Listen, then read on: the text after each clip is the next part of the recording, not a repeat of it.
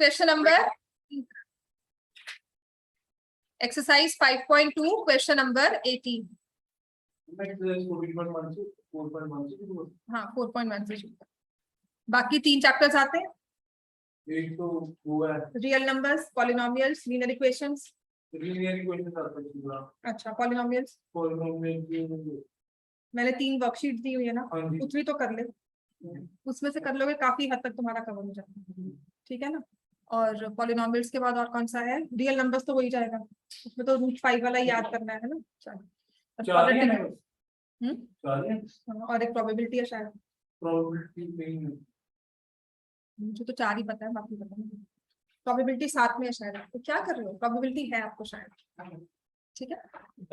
चलो सम of fourth, अब इसमें दिया हुआ है sum of fourth and 8th term. इसमें इंपॉर्टेंट चीज क्या है पता है क्या? आप ना आगे भी सम करोगे तो यहाँ पर उसने 4th एंड 8th टर्म लिखा हुआ है, चौथी और 8वीं, ठीक है। 4 टर्म्स नहीं लिखा, सम ऑफ 4 टर्म्स नहीं लिखा, sum of 4th and 8th term of an AP is 24 and sum of 6th and 10th term is 44। क्या करेंगे इसमें? Let the first term of the AP be A, let the common difference be equal to D. General term क्या होती है? a plus n minus 1 into D. तो हमें 4th term दी हुई है, 8th टर्म दी हुई है, तो a4 को हम क्या लिखेंगे? a plus 3d। a8 को क्या लिखेंगे? a plus 7d। अब इसी दोनों चीजों को मैं यहां पुट कर देती हूँ, a plus 3d, a plus 7d। बन गई एक इक्वेशन, समझ में आ गया? 2a प्लस 10d इज 24 या a plus 5d is equal to 12। आपने इसमें कहा है 4th और 8th टर्म का सम है 24। सिर्फ जो तुम्हें चीज याद रखनी है वो है ये जनरल टर्म। तो जब आपको 4th टर्म का हुआ है तो n की वैल्यू 4 पुट करोगे, यहां पर भी 4 जाएंगे, 4 माइनस 1 कितना हो गया? 3। तो 8 में d के साथ कोएफिशिएंट क्या आएगा? 7। तो अगर मैं a6 लिख रही हूं तो ये क्या हो जाएगा? a, d के साथ कोएफिशिएंट क्या होगा? 5। बस ये चीज तुम्हें याद रखनी है, विच इज आई सेड यही हमारी एपी की नींव नहीं होती, फाउंडेशन है, यही फाउंडेशन है। अगर ये चीज हमने याद रख ली ना, क्वेश्चन लंबे वे से सॉल्व करो या छोटे वे से सॉल्व करो, सॉल्व जरूर हो जाए। इतना याद रख लोगे, क्वेश्चन सॉल्व होने शुरू हो जाएंगे। फिर जो शॉर्टकट्स हमें जगह जगह अप्लाई करने हैं वो हम अपने आप देख लेंगे। हमें जो बेसिक ही आ गया तो फिर शॉर्टकट्स तो अपने आप समझ में आएंगे, ठीक है। तो मेरे पास है देखो 2 इक्वेशंस बन गई, दिख रही है हमें 2 इक्वेशंस ए और डी में। फिर अब क्या काम है? अब क्या यूज करेंगे? अब बताओ। Elimination, linear equation in 2 variables, right? वही यूज करेंगे कि नहीं? We have a plus 5d is equal to 12, a plus 7d is equal to 22। इसमें और लीनियर इक्वेशंस में इतना ही फर्क है, लीनियर इक्वेशंस में 2 इक्वेशंस आपको दी होती हैं, है ना? 2 इक्वेशंस आपको दी, आपको सॉल्व करनी है। यहाँ इक्वेशन भी आपने खुद बनानी है और बाद में सॉल्व भी आपको खुद ही करना है। कोई ये नहीं कहेगा आके ऊपर से बोलेगा कि now solve these linear equations. समझ में आ गया? एपी में बस लीनियर इक्वेशंस को पहले क्यों पढ़ाया गया, अब समझो कि लीनियर इक्वेशंस का चैप्टर पहले क्यों किया गया, ताकि आप ये एपी सॉल्व कर सको। d is 5। now d is 5, put the value of d as 5 here। यहाँ पे पुट करोगे तो a plus 5 into 5 is equal to 12, a is equal to minus 13, है ना। और मैंने आपको फिर कहा था कि किसी भी एपी की फर्स्ट टर्म और कॉमन डिफरेंस आपके पास आ गया तो उस पूरी एपी की बायोग्राफी आपके पास आ जाती है। उसने कहा है find the first 3 terms. First 3 terms निकालनी हो तो क्या करोगे? फर्स्ट टर्म क्या है? -13। इसके बाद क्या आएगी? -1। इसके बाद क्या आएगी? 3 टर्म्स निकालने तो आपने 3 लिखी, अगर एपी कहा जाती तो आप ऐसे लिख दे, ठीक है। और कभी कभी कहते हैं find the general term of the AP, तो जनरल टर्म किसी भी एपी की होती है, ए की वैल्यू आप पुट करते हैं -13, n -1, डी की वैल्यू पुट करोगे 5, तो ये हो जाएगा -13, 5n -5, तो इट विल बी -18 + 5n, कि इस एपी की जनरल टर्म यहां ऐसे बन जाती है। ठीक हो गया कि आप n की वैल्यू को 1 पुट करो, n की वैल्यू को 2 पुट करो, a1 -18, 5 × 1, n की वैल्यू को 1 पुट किया, n यहां पर भी है, a2 -18 + 5 × 2 आ गया ना -8, समझ में आ गया। a3 -18 + 5 × 3 आ गया -3। मैंने क्वेश्चन 2 में बस क्वाड्रेटिक इक्वेशन फॉर्म करनी है, और सॉल्व भी करोगे, सॉल्व मतलब वो उसके हाँ वैल्यू भी निकालोगे, हाँ बिल्कुल रूट्स निकालोगे। समझ में आ गया इतना हमें, ठीक है। अब आते हैं जनरल टर्म पर बेस्ड स्टेटमेंट प्रॉब्लम्स। करना भी करो, इसको करो, देखो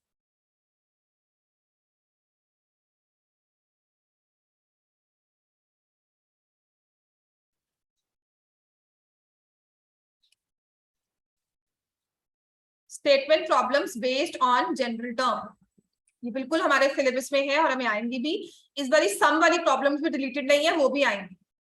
लास्ट 2 ईयर से सम पर बेस्ड ना स्टेटमेंट प्रॉब्लम्स डिलीट हो रही थी, अब बिल्कुल नॉर्मल सिस्टम हो चुका है, बैक टू नॉर्मल हम आ चुके हैं। तो जितना सिलेबस डिलीट किया हुआ है ना, हो सकता है नेक्स्ट ईयर से वो भी आ जाए, राइट। तो अब हमारे पास है statement problems based on sum of, based on general term of N.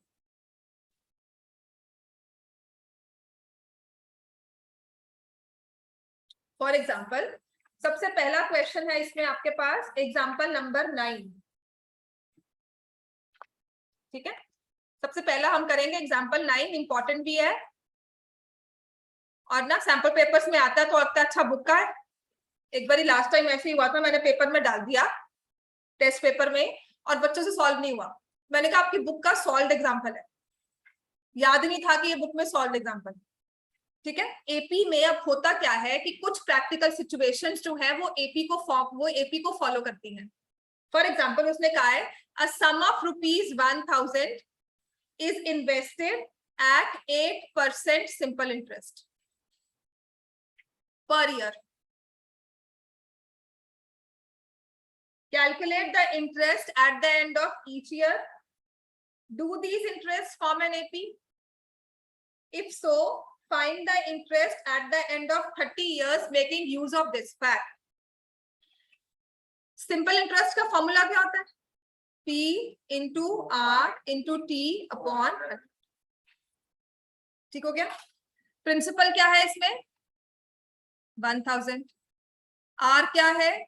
8%, तो 8/100 लिखोगे।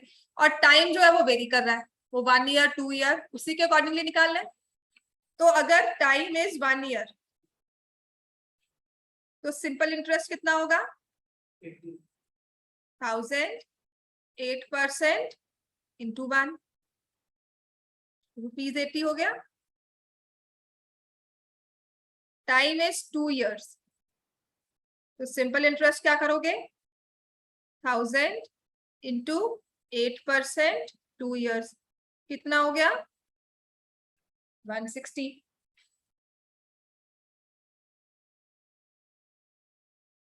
ठीक है ना, 2 साल के एंड में आपको ये रिजल्ट इंटरेस्ट मिल जाएगा 160। अगर आप ये 3 साल के लिए इन्वेस्ट करोगे मनी तो सिंपल इंटरेस्ट हमारा कितना हो जाएगा? 1000 इंटू 8% इंटू 3। अब ऐसा थोड़ी अगर मुझे उसने कोई भी साल कहा है 30 का है तो मैं 30 पे सॉल्व करूं, तो वो कहता है क्या ये इंटरेस्ट एपी फॉर्म करते हैं? तो आपने टर्म्स 3 निकाल ली। Now you will write these 3 terms in this format कि ये 80, 160, 240 सो ऑन। तो yes, the given simple interest form an AP. तो अगर वो AP फॉर्म करते हैं तो उसकी एक फर्स्ट टर्म होगी, एक कॉमन डिफरेंस होगा। समझ में आ गया? और उसकी एक जनरल टर्म भी होगी।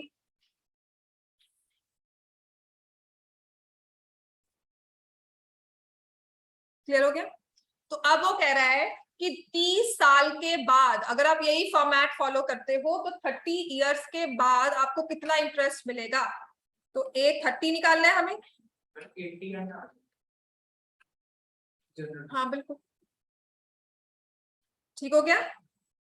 तो इसमें वैल्यू पुट करोगे, ए की वैल्यू 80, n-1, n की वैल्यू क्या लिखेंगे हम 30, और dv क्या है हमारा 80। तो 80 plus 29 into 80 which will be ₹2400। समझ में आ गया ये x दो निकले हैं, इसके अंदर एरिया भी और लेंथ और बच्चे यहाँ पे प्लस 24 है तो माइनस नहीं होगा। और मैम इसके अंदर हम ये लिख सकते हैं कि length can be 22 and not -24, length can not be negative. और ब्रेथ भी 22 नहीं बेटा, फिर आप ब्रेथ तो निकालोगे ना। क्या निकाला है आपने? लेंथ क्या लिया आपने? 22 x लिया है। ब्रेथ के लिए क्या लिया था? और 2x 2x लिया था। फिर लेंथ 2x होगी, ब्रेथ x होगी। क्वेश्चन के अकॉर्डिंगली देखो ना। चलो समझ में आ गई हमें। तो interest at the end of 30 years will be ₹2400। समझ में आ गया? तो ये है statement problem related to AP. अब क्या होता है ना, वो फॉर्मूला में ना ये पुट कर देते हैं, जनरल टर्म आपके सिस्टम में चला जाता है। अगर आप सॉफ्टवेयर डेवलप करते हो तो ये जाता है, तो आप उसमें सिर्फ n की वैल्यू पुट करते हो, आपके पास पूरे आंसर बन 30, 31, 32 सारा टेबल फॉर्म हो जाता है। क्लियर हो गया? अब आते हैं example number 10, another statement problem related to general term. ले लो। हो गया सॉल्व कि नहीं? समझ में आ गया? In a flower bed, there are 23 rose plants in the first row. 23 rose plants in the first row. 21 in the second. मतलब अगर मैं ऐसे लिस्ट बना रही हूँ, फर्स्ट रो में 23 रोज प्लांट्स लगाए हैं, सेकंड रो में 21 लगाए हैं, एंड थर्ड रो में 19 लगाए हैं, एंड सो ऑन। देखो यहां पर भी 3 टर्म्स बताकर कह दिया सो ऑन। क्या ये एपी फॉर्म करता है? और उसने कहा है लास्ट रो पर 5 रोज प्लांट्स लगे हैं। कौन सी रो वो नहीं मुझे पता, लेकिन वो लास्ट वाली रोज प्लांट रो है जिसमें 5 रोज प्लांट्स लगे हैं। How many rose are there in the flower bed? तो the given numbers form an AP. और अगर ये एपी फॉर्म करता है तो इसके पास क्या होनी चाहिए? फर्स्ट टर्म, और साथ में क्या? Common difference. क्या होगा कॉमन डिफरेंस? -2 है ना। और इसके पास होगी एक general term a plus n-1 d के अकॉर्डिंगली। ठीक है? तो अगर आप देखोगे लास्ट टर्म दी हुई है, इसका मतलब ये क्या है? an is equal to 5।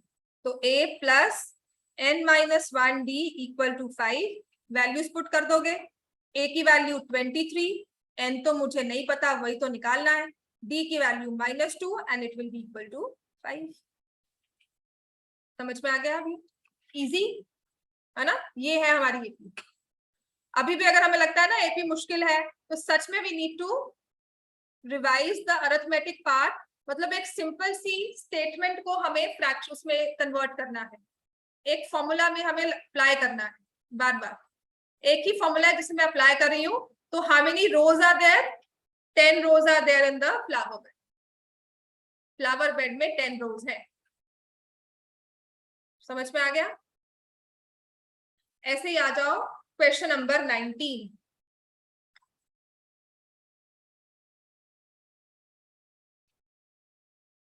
कल तुम 3:30 भी आना मेरे पास, रेगुलर क्लास लगाना एपी की। उसके बाद 6 to 7 में बैठ के रिवाइज करो। कल नहीं आओगे? ठीक है, इसके बाद सैटरडे को आ जाओगे? आ जाना, आ जाना, ठीक है। जो भी डाउट्स वगैरह सब पूछ लो, थोड़ा बहुत आपकी हो जाएगी। देख, मैं ये तो नहीं कहती तुम फुल लेकर आओगे मार्क्स, पर कुछ तो अपने लेवल से अच्छा लेकर आओ ना, है ना। फुल के लिए तो तुम एम भी नहीं कर रहे हो, तुम कह रहे हो पास हो जाओ, मैं कह रही हूँ पास से थोड़ा सा अच्छा ले आओ, ठीक है ना। बात तो एक ही है, बात से थोड़ा अच्छा आ गया तो अच्छा ही है कि नहीं। कितने मार्क्स का पेपर होगा? 40। अगर हमें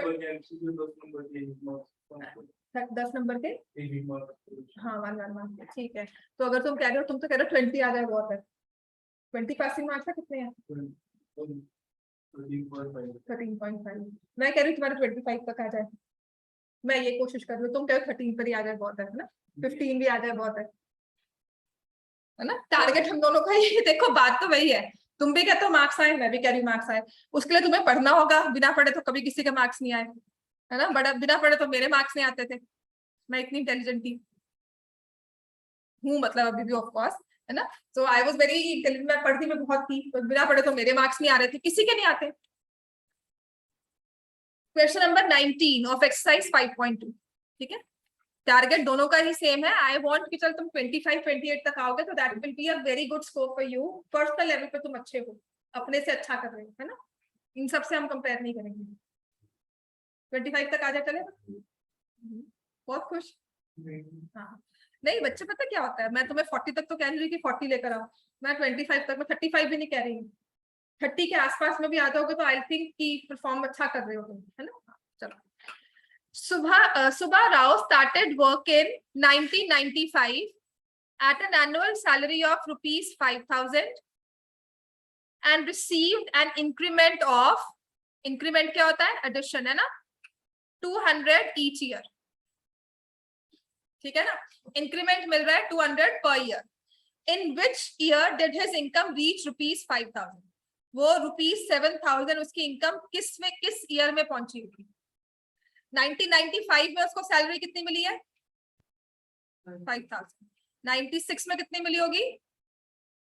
5,200। 97 में कितनी मिली होगी? तो ये क्या एपी फॉर्म करती है, और किसी एक nth ईयर में जाकर, मुझे नहीं पता कौन से साल में, इसकी सैलरी हो जाएगी 7,000। So the given terms form an AP, the given terms form an AP. और अगर ये एपी फॉर्म करता है तो क्या होता है? फर्स्ट टर्म, हाँ जी बिल्कुल ठीक है, बोलो आगे। कॉमन डिफरेंस कितना? और इसकी एक जनरल टर्म होगी a plus n minus 1d, और हमारे हिसाब से कहता है किसी साल में इसकी सैलरी हो जाएगी 7,000। अब बताओ एपी में क्या मुश्किल है? एक सिंपल सी इक्वेशन, इक्वेशन भी कोई कॉम्प्लेक्स वाली नहीं बनती है, एक सिंपल सी एक सिंगल लाइन की इक्वेशन बनती है।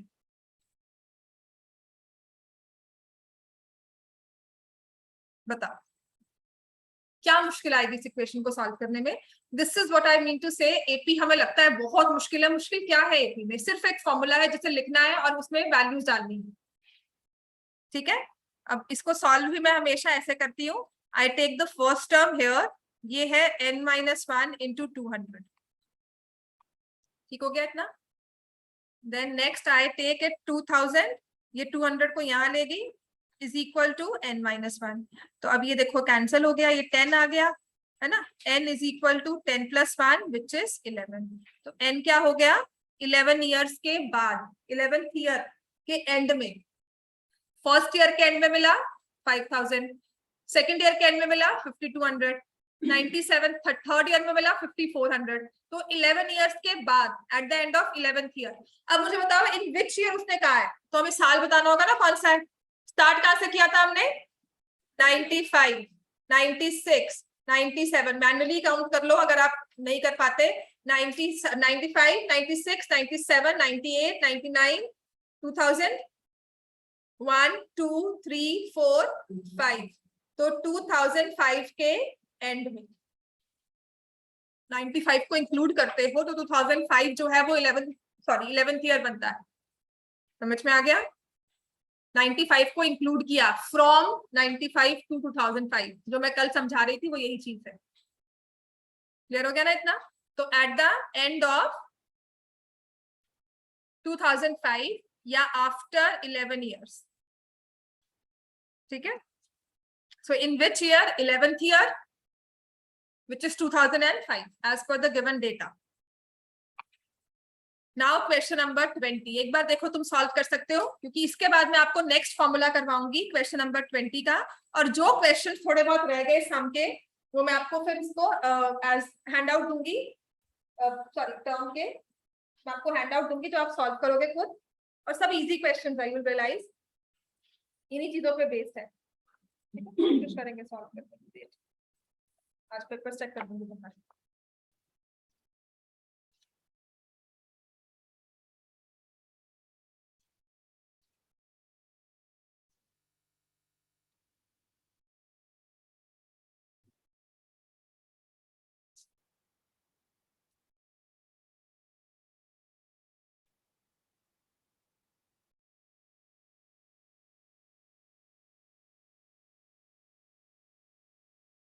सारे जो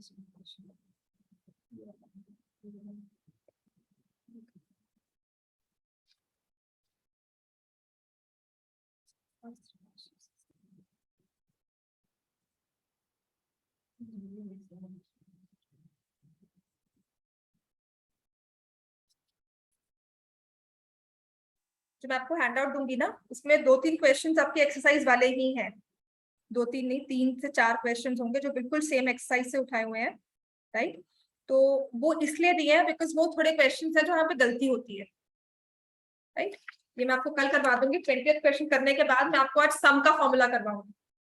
देखिए, Ramkali saved ₹5 in the first week of a year and then increased her weekly savings by ₹1.75. Increased का है, तो नेक्स्ट वीक में अगर वीक 1 में वो इतना सेव कर रही है ₹5 का, तो वीक 2 में कितनी सेविंग होगी? कितना इंक्रीज है उसका? 1.75 पर वीक. तो वीक 2 में कितना सेव कर लेगी वो? 6.75. वीक 3 में कितना सेव करेगी? 6.75 प्लस 1.75, इतना ही होगा, 8.5. समझ में आ गया? तो इसका मतलब पहले वीक में उसने सेव किया ₹5, सेकेंड वीक में सेव किया 6.75, थर्ड वीक में सेव किया 8.5 and so on. So do these terms form an AP. जो सेविंग्स है वो एपी में है.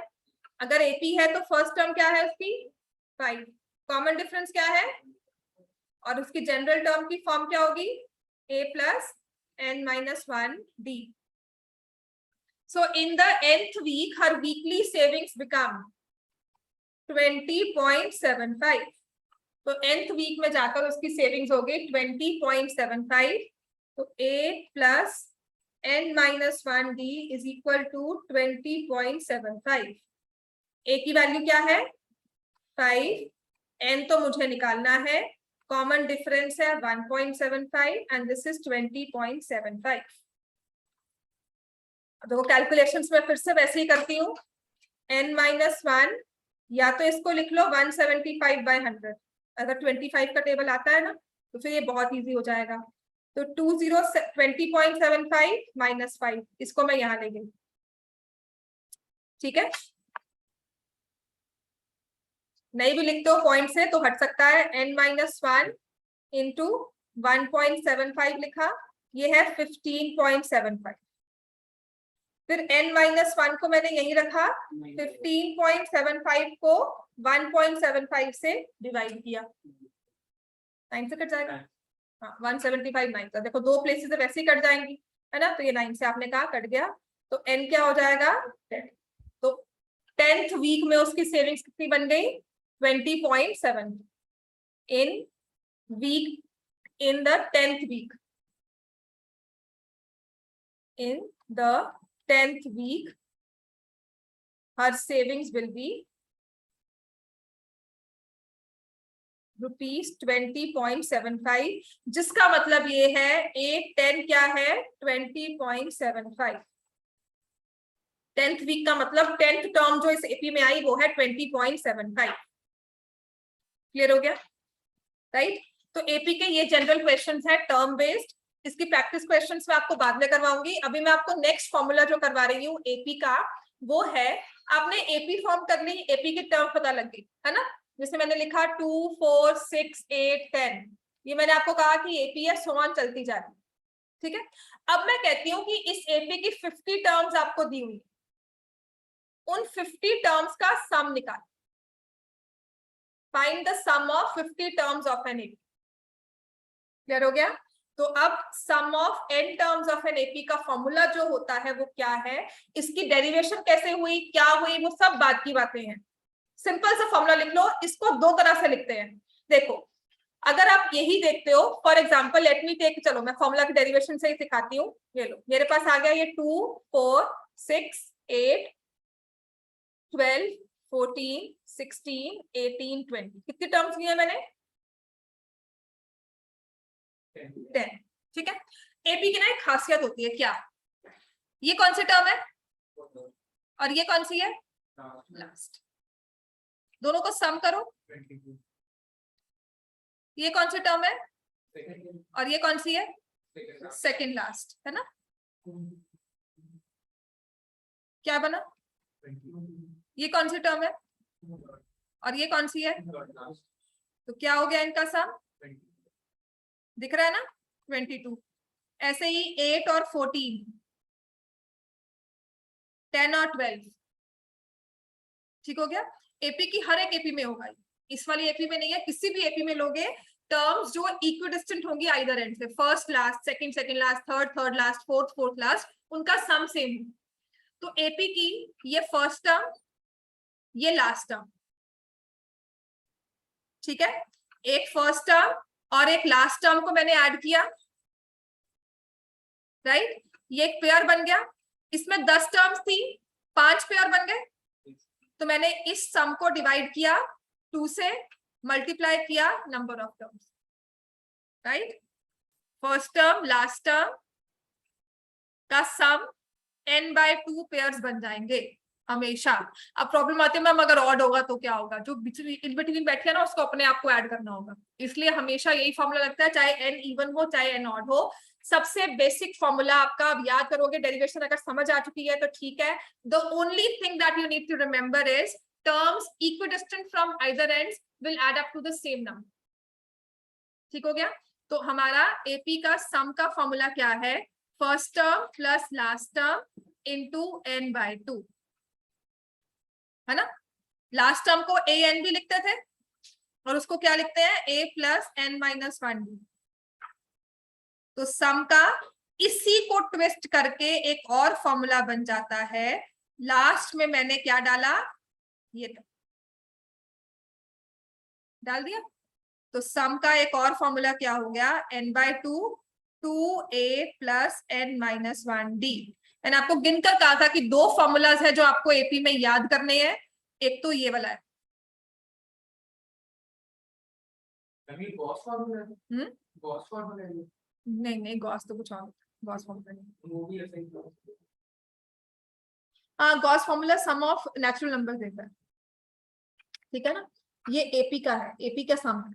मैं करता है वो होती है ना, इसके अंदर वो a प्लस वो, जैसे x² - 3 x - 5 है, तो x² - 5 है। हाँ जी, स्प्लिटिंग ऑफ मिडिल टर्म।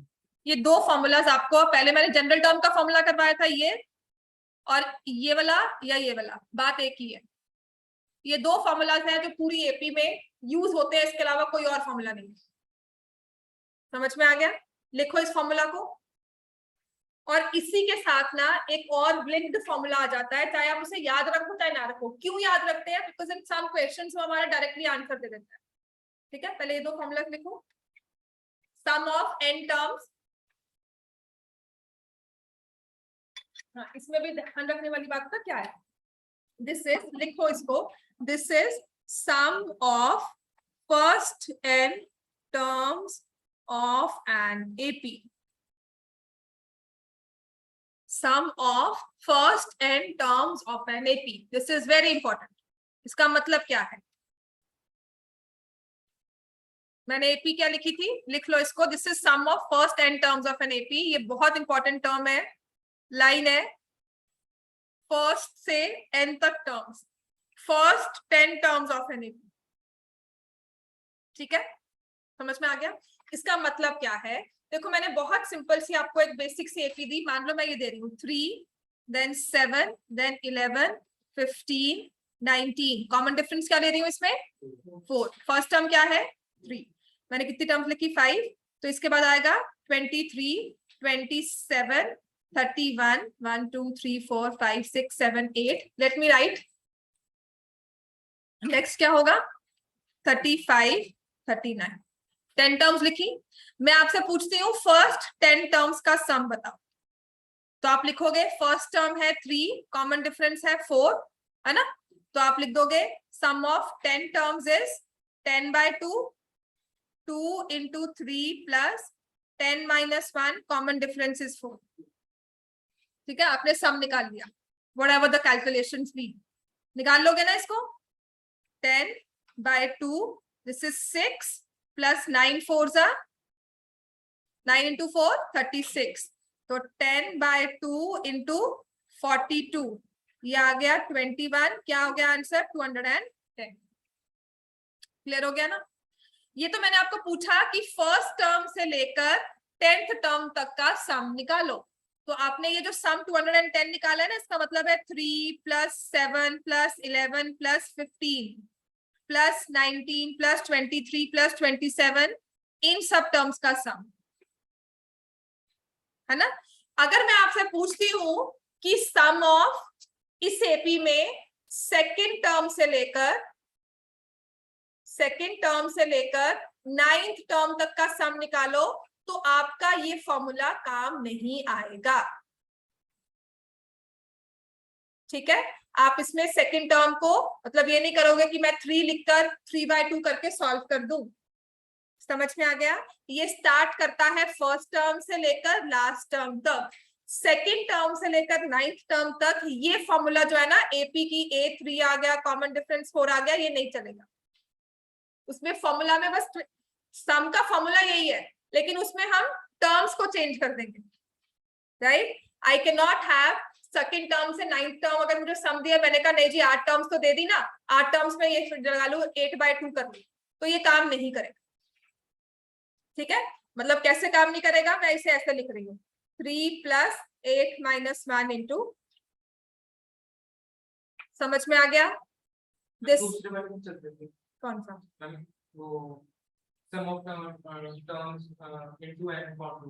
वो पता क्या होगा? वो आपने फर्स्ट टर्म इसको मान लिया, आपने सेकंड टर्म इसको मान लिया, लास्ट टर्म, तब चल जाएगा. मैं क्या कह रही हूँ कि कभी कभी दिया होता है कि सम ऑफ फर्स्ट 35 टर्म्स, लास्ट की 15 टर्म्स. तो आप वो क्वेश्चन आएगा एक, तो उसमें आपने ये नहीं करना कि फर्स्ट टर्म उसकी ए है, तो हर बार फर्स्ट टर्म चेंज हो जाती है. जब आप इन बिटवीन से टर्म्स उठा रहे हो तो आपकी फर्स्ट टर्म चेंज होगी. ठीक है, चलो अभी कंफ्यूज मत हो. इतना हमें फॉर्मूला याद हो गया. 2 चीजें याद करनी ना हमने. एक तो अब 3 फॉर्मूला जो आप इसमें लिखोगे इस एपी में ना, कहीं भी जहां पर भी इस एपी के फॉर्मूलाज ना, या फ्रंट पेज पर ये 3 फॉर्मूलाज आपके लिखने हैं.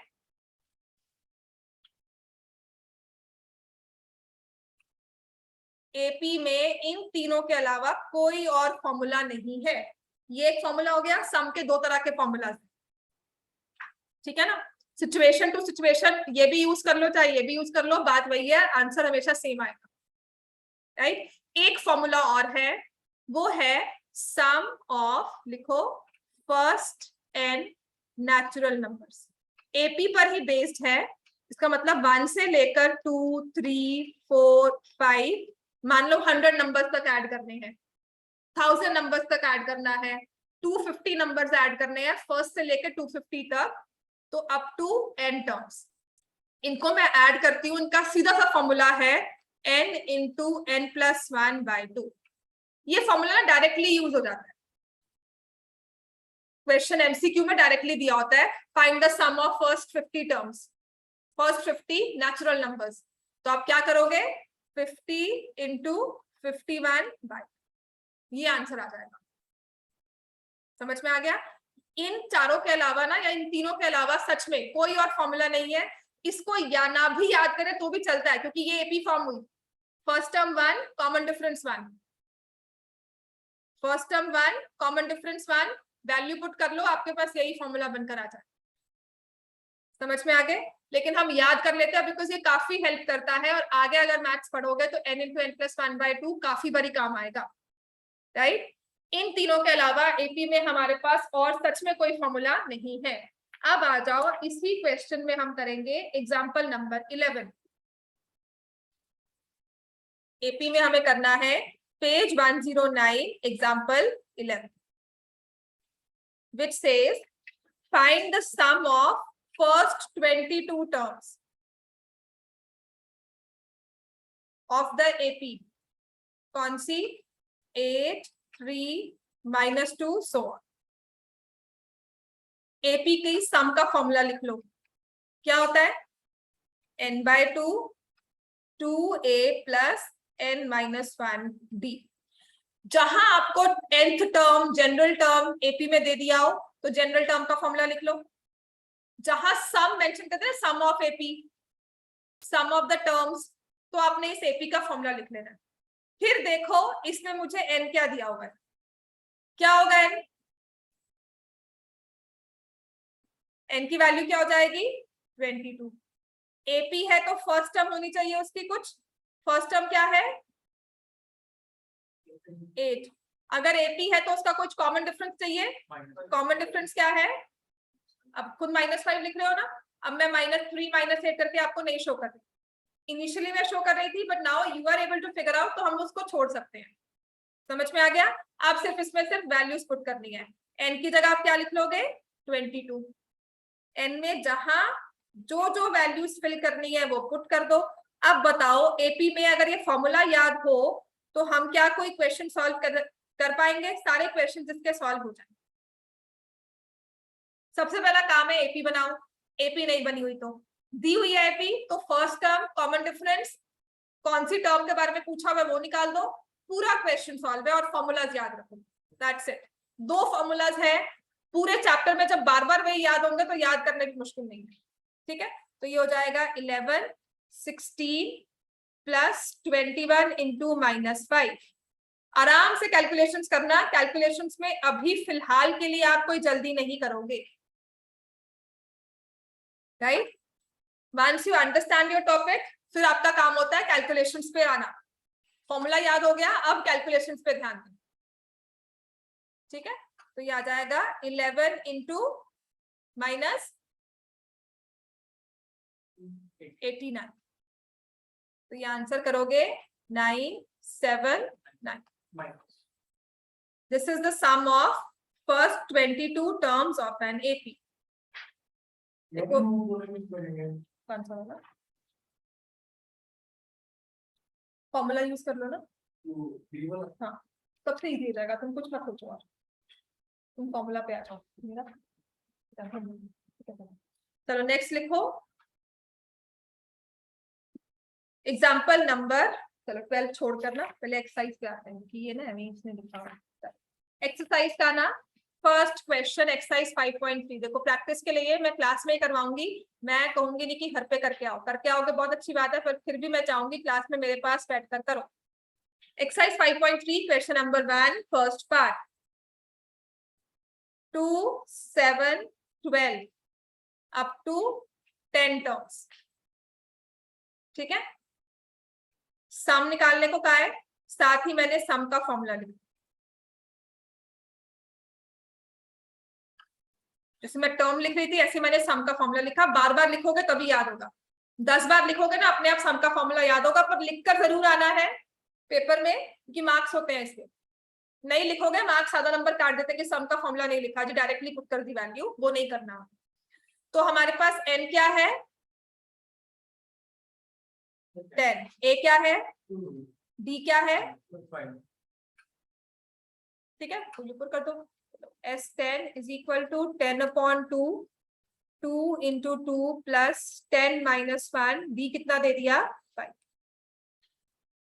ठीक है, तो 5 4 + 45 5 × 49 कितना हो जाएगा?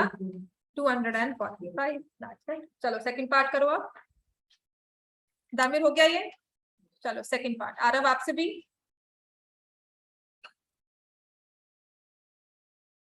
-37 -33 -29 12 टर्म्स।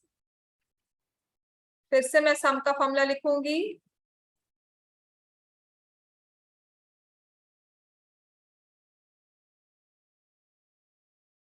ध्यान क्यों नहीं आया?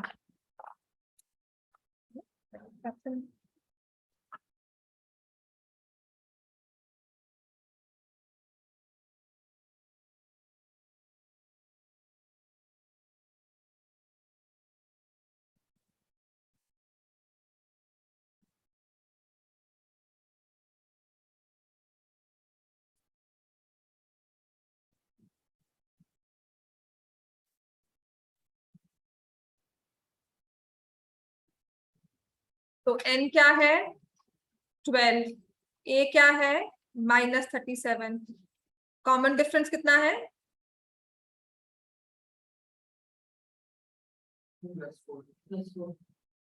बस वैल्यूज पुट कर दो।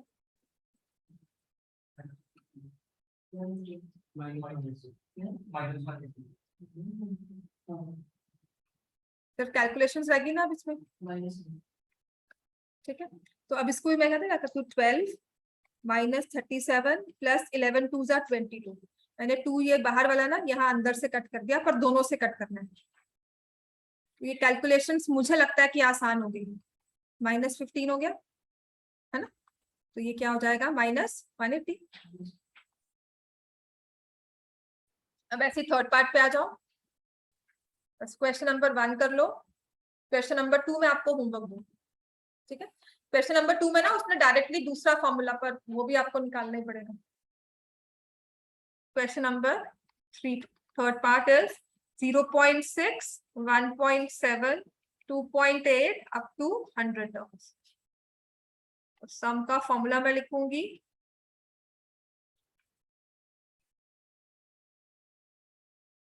n कितना दिया हुआ है 100, a कितना दिया है, and what is d?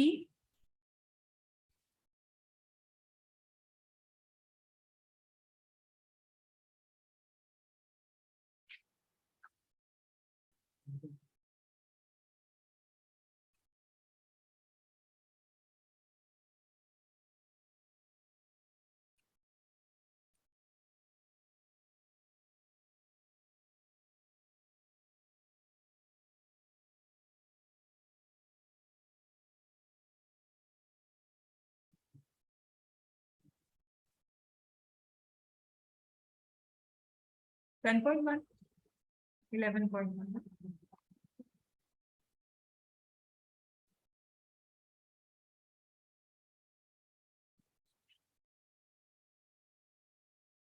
ऐसे डी पार्ट करो सॉल्व। समझ में आ गया है? Clear? Fourth part,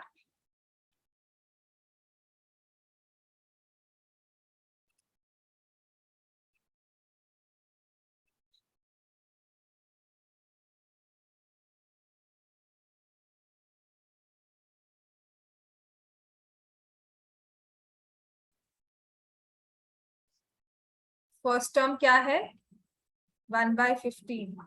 common difference निकालनी होगी तो इसमें हमें माइनस करना है। एलसीएम मैंने 60 ले लिया, 5 - 4 1/60।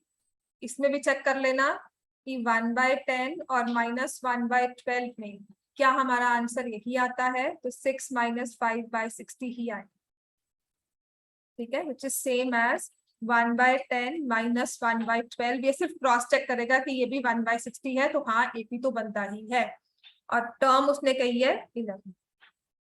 तो मेरे लिए अब जरूरी चीज पता क्या है, ये फर्स्ट टर्म, ये कॉमन डिफरेंस, और ये नंबर ऑफ टर्म्स। क्लियर हो गया?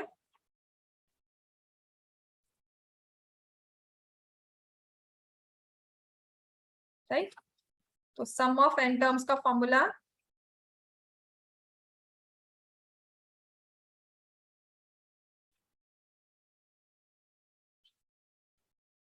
sum of 11 terms, 11/2 2 into 1/15 plus 11 - 1 into 1/16। अब सिर्फ कैलकुलेशंस है, आराम से जिसको सॉल्व करना है। आई विल नॉट से रश करो कि हम जी ऐसे कर लिया जी ऐसे कर लिया, कुछ किसी को बहादुरी नहीं दिखानी हमने। कैलकुलेशंस में 2 स्टेप्स फालतू करके अगर हमारी कैलकुलेशन सही आती है ना, तो पहले मैं कहूंगी पहले वही ठीक करो। मैंने एलसीएम 60 ले लिया, तो इंटू 4, तो ये हो जाएगा 8 + 10, राइट।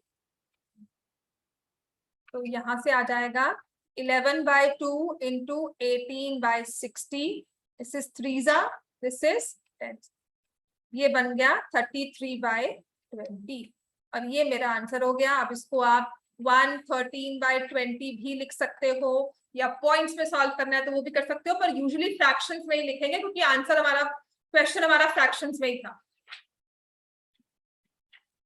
समझ में आ गया इतना? आ जाओ क्वेश्चन नंबर 2 पर।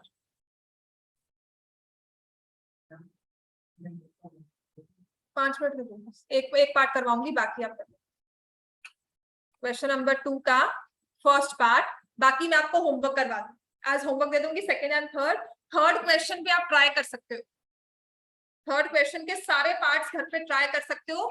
फॉर्मूले वही है, जहां पर जो दिया हुआ है दोनों के फॉर्मूलाज लिखकर बस मिसिंग वैल्यूज को फिल करना है। इक्वेशंस फॉर्म होंगी, चाहे वो सिंगल में हो, चाहे वो डबल में हो, मतलब 2 वेरिएबल्स में हो, या वो क्वाड्रेटिक हो।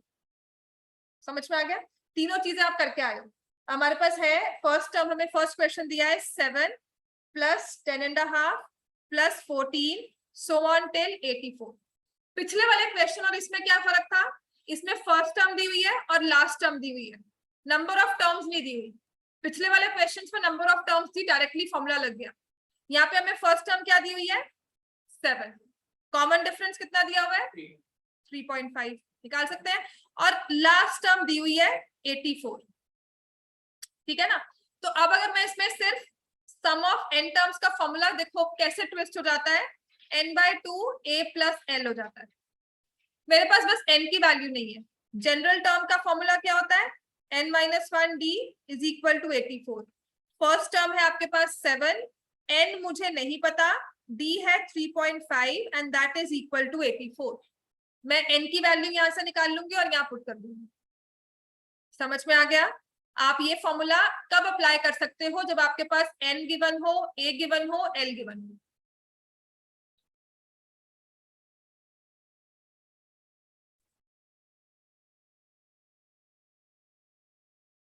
(84 - 7) कितना होता है?